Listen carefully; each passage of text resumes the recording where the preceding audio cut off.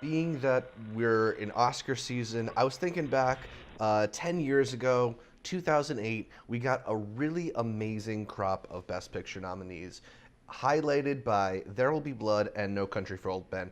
I decided to rewatch both of those movies over the past week, and wow, if those movies aren't still both great. I mean, it's a crazy coincidence that both of those movies just happen to have been Yeah, filming at the same at the same time time. in this like Texas area that they were like neighboring each other, and they've become their like iconic works of two of our like most or the Coen brothers, Three, yeah. three of our most beloved American filmmakers. I don't know. Those movies are so good.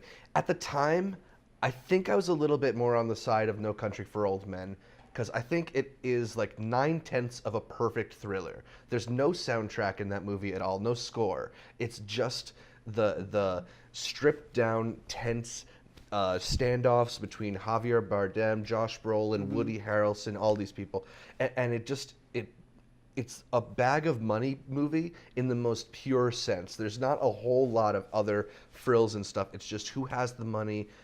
How am I going to get the money from him? What do you think about the ending?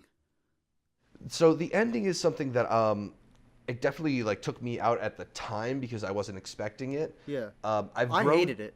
I've grown to really appreciate it because I see the ways that it is sort of foreshadowed throughout the movie and speaks to sort of the bigger themes of the movie. I think you get all you need from it, but at the time it was a little bit just shocking. Still, I love that first 9/10 of it Yeah, so much that I thought it was the better of the two. But revisiting them, I think I might actually give the favorite to There'll Be Blood. It's wrong. man, you have to go back and revisit this movie. It is so perfect. No, no, no. I Every agree with you. I agree single with you. scene. I mean, Your boy. yeah, dude, Daniel Day-Lewis. I mean, that's the main reason that I wanted to go back is that I wanted to show my girlfriend that amazing performance, which might be the greatest film performance of all time. Well, Daniel can I do Day-Lewis as it's not really a hot take, but Daniel can I played give you a View. little Yeah, bit? go ahead. Can I give you a little bit? Sure. I think the better performance is Paul Dano. Paul Dano is great. That is Paul Dano's career best performance. Oh, I mean, hands down. there's just some weird things he does in that movie. Like, I love that. I think a less smart actor would take that role and really try to make it very powerful to go up against Daniel Day-Lewis. And he does these like weird things with his voice cracking. It's like a dog. Yeah, and he's like a weak child at some points too, in the way that he's just asking for credit. And I think it's a really brilliant performance from both of them. The way that Daniel just sort of like embodies capitalism is amazing. It's beautifully shot. Robert Elswit's cinematography still holds up. I mean, it's one of those movies that when I was first watching it, when it goes from scene to scene, I think I maybe didn't get into the flow of the movie. But as I look back on it, man, every single moment of that movie works Right so with it. well. And it really stuck out on this rewatch of it that is a pretty much perfect movie with a hell of an ending. I was glad that I can finally start quoting "I drink your milkshake" again because the it's best been a line. while. It's been 10 years, man. He'd be walking around with a straw at a McDonald's. Did you see it on Netflix, or do you own it? I own it. Is it on Okay. Netflix? I remember it It being was on for a while. Netflix. Yeah, so it's like I haven't seen it since like probably 2010. So it's like I do want to rewatch it again, mainly because to me There Will Be Blood was my favorite of the two when they both came out. I really didn't like No Country for Old Men. I Because have that a story ending? about that one.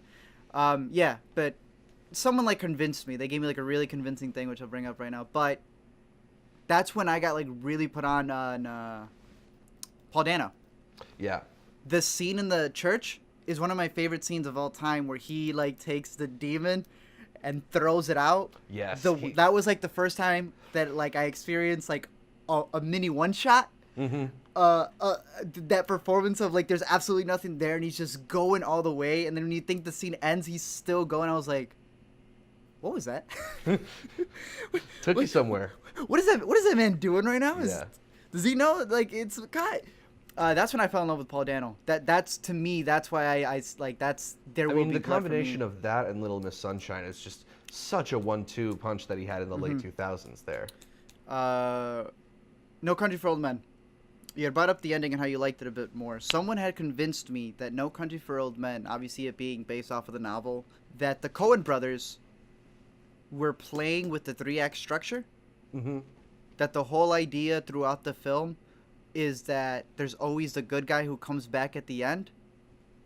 But those are old men's tales. Yeah. And this ain't a country for old men. Exactly. So it ends with the good guy not saving the day, like Tommy Lee Jones' dad was known for as this legend who always came in, and then he had this daunting thing over him, and he doesn't deliver.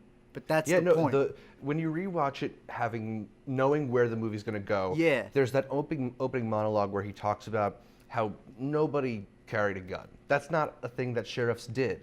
But now it's a different world, and it's a world he doesn't recognize. And when you conflate that with the idea of the 3-act structure and how we sort of like expect and hope for a hero to win in the end, the good guy to win in the end, I think it's a really, really profound idea that sticks with you in a way that not all those types of movies do. So both of them are great movies. I can't really diss either, but right now I'm going with There'll Be Blood and my boy PTA, who made his masterpiece. I'm going with The Reader, 2008 classic.